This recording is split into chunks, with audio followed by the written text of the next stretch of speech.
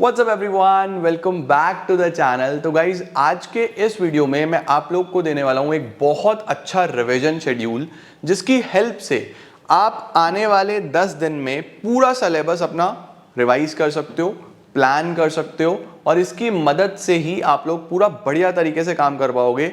If you are having your main subjects like accountancy, business studies, economics, English, मेरे वाले subject मतलब, और अगर आपके पास अदर सब्जेक्ट्स हैं तो आप उसमें थोड़ा बहुत चेंज करके एक बेस्ट वे बना सकते हो। तो आओ जल्दी से स्टार्ट करते हैं और देखते हैं हमें किस तरीके से कौन कौन सी चीज करनी चाहिए सो दैट हमारा पूरा परफेक्ट रिवीजन हो जाए। चलिए let's begin.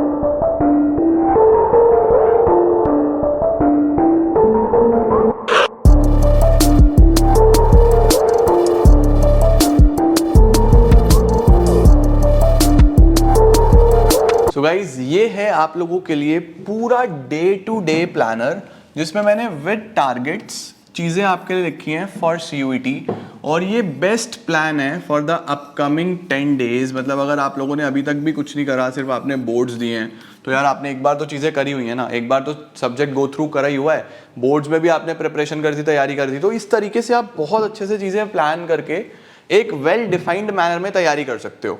Now this is the schedule for दो स्टूडेंट्स जो बीकॉम ऑनर्स टारगेट कर रहे हैं जिनका इंग्लिश और 3 डोमेन है। ठीक है, तो मैंने इंग्लिश और 3 डोमेन के हिसाब से शेड्यूल बना दिया।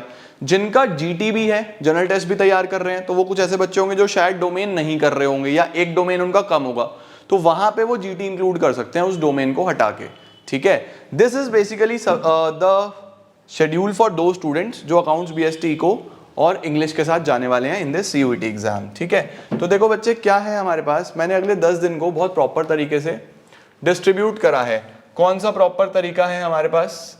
जस्ट अ सेकेंड, देखो कौन सा प्रॉपर तरीका है। ये है आपके पास बिल्कुल बढ़िया तरीके से प्रॉपर अगले 10 दिन को कैसे डिवाइड करना है। सबसे पहले ये देखो कि मेक श्योर करना, याद रखना, बिना इंग्लिश के कुछ नहीं हो पाएगा। कोई भी तुम लोग शेड्यूल देने वाले हो, कोई भी तुम लोग एग्जाम देने वाले हो, विदाउट इंग्लिश इट इज 0।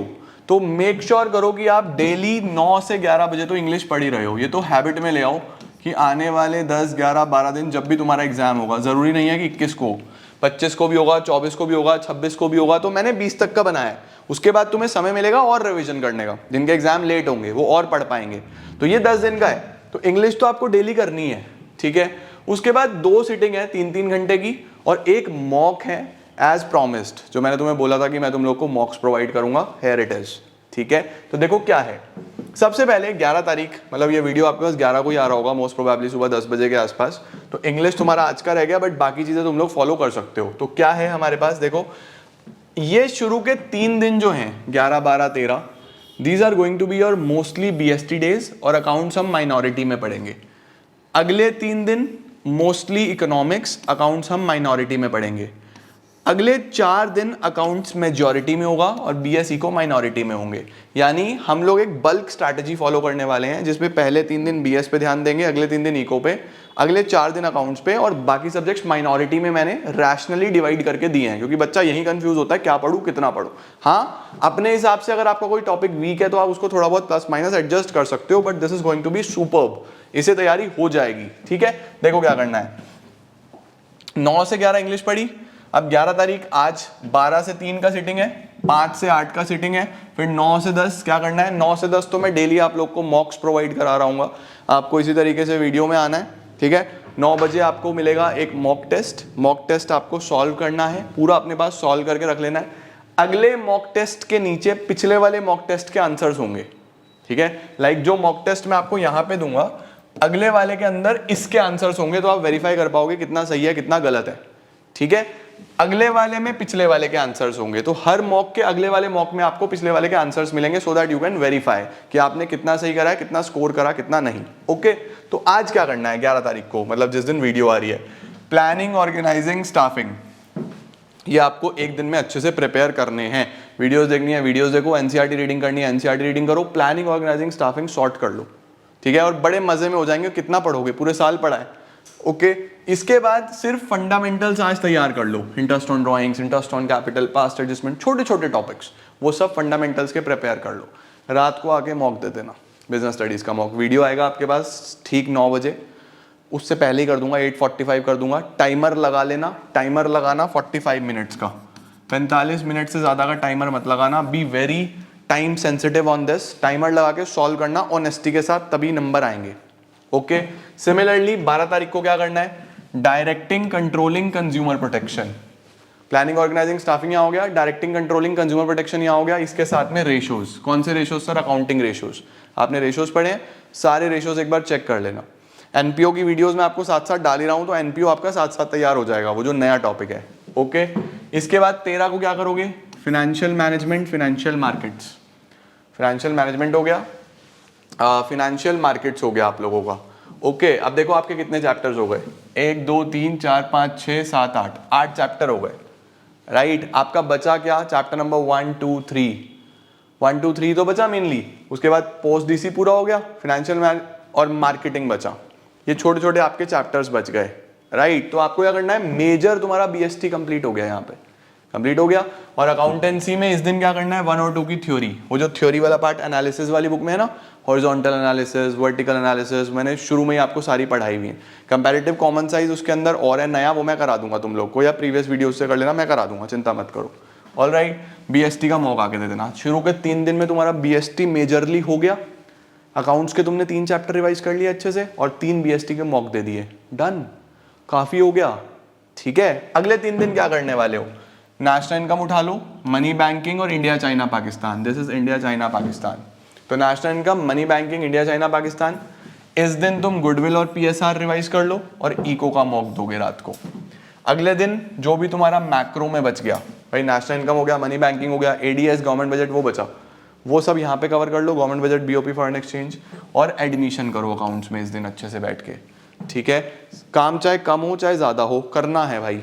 क्यों करना है, क्योंकि अब नहीं करोगे तो कब करोगे, पेपर आने वाले हैं। तुमने पहले भी पढ़ा ही होगा पिछले कुछ दिनों में, नहीं पढ़ा तो अब पढ़ लो, दिस इज द टाइम जब पढ़ना है सिर्फ। ठीक है, इको का मॉक दे देना। उसके बाद अगले दिन इंडियन इको का यूनिट 2 कर लेना। अब आपका बस यूनिट 1 बचा, बाकी सब हो गया। अकाउंट्स में रिटायरमेंट रिवाइज करना, इको का मॉक देना रात को आके। अब आ जाओ, अब क्या करने वाले हैं, अकाउंट्स एंड बिजनेस स्टडीज।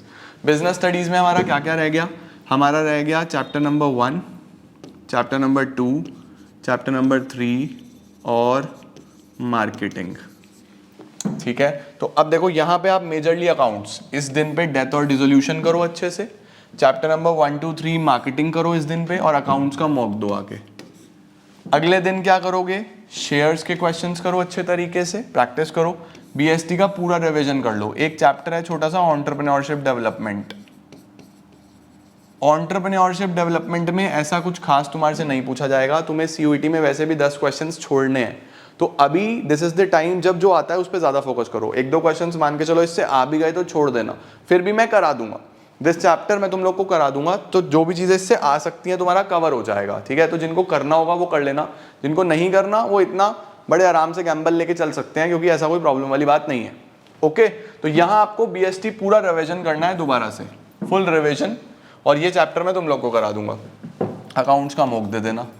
अगले दिन क्या है, 1920 में डिबेंचर और रिडेम्पशन ऑफ डिबेंचर, जिसमें रिडेम्पशन में आप लोग को करा दूंगा तब तक आराम से। और कंप्यूटराइज्ड अकाउंटिंग, फिर से वही बात है, कंप्यूटराइज्ड एक ऐसा टॉपिक है जिसको जितना पढ़ लो उतना कम है, और बहुत कहीं से भी पूछ सकता है, किताबों में तो बहुत कम लिखा हुआ है। स्टिल मैं आप लोग को कुछ बेसिक चीजें करा दूंगा, कर लेना मन करा तो, नहीं भी करोगे तो चलेगा, कोई ऐसा बहुत बड़ी बात नहीं है, क्योंकि 10 क्वेश्चन आपको फिर भी छोड़ने हैं, 2-3 क्वेश्चन इसके आए तो छोड़ देना, क्या प्रॉब्लम है। ठीक है, रिडेम्पशन में आपको करा दूंगा, एनपीओ में आपको करा दूंगा, कंपैरेटिव कॉमन साइज में आपको करा दूंगा, कंप्यूटराइज भी करा दूंगा। इन्हीं 10 दिनों में सारी चीजें कवर हो जाएंगी, टेंशन वाली बात नहीं है। इकोनॉमिक्स में आपको क्या करना है, यहाँ पे माइक्रो इकोनॉमिक्स और Indian eco unit 1। Micro economics में बेटा जी मेनली 3 चैप्टर्स हैं, इंट्रोडक्शन है, डिमांड है, कंज्यूमर्स इक्विलिब्रियम है, और इलास्टिसिटी ऑफ डिमांड है। ऑलरेडी मैंने सबको क्लास 11 में पढ़ाई है, आप जाओ जाके वीडियोस चेक करो, बड़े आराम से उनको तैयार कर लो। ठीक है, अकाउंट्स का यहाँ पे मॉक दे देना। लास्ट डे पे मैंने आपको फ्रीडम रखी है, आपका जो मन करे जैसे मन करे आप वैसे तैयार कर सकते हो। बीएसटी के मॉक्स तुमने कर लिए, इको के मॉक्स तुमने कर लिए, अकाउंट्स के मॉक्स तुमने कर लिए।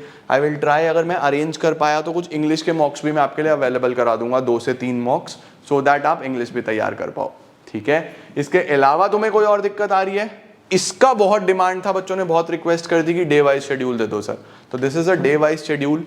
आराम से करो, फॉलो करो और फोड़ दो यार। जिस तरीके से बोर्ड्स में फोड़ा है, CUET में भी फोड़ दो। करियर तुम्हारा है, कॉलेज तुम्हारा है, तुमने करके दिखाना है, राइट? तो all the very best everyone, करो। कोई और इशू आती है let me know in comment section, उसको भी सॉर्ट करेंगे। Thank you so much everyone.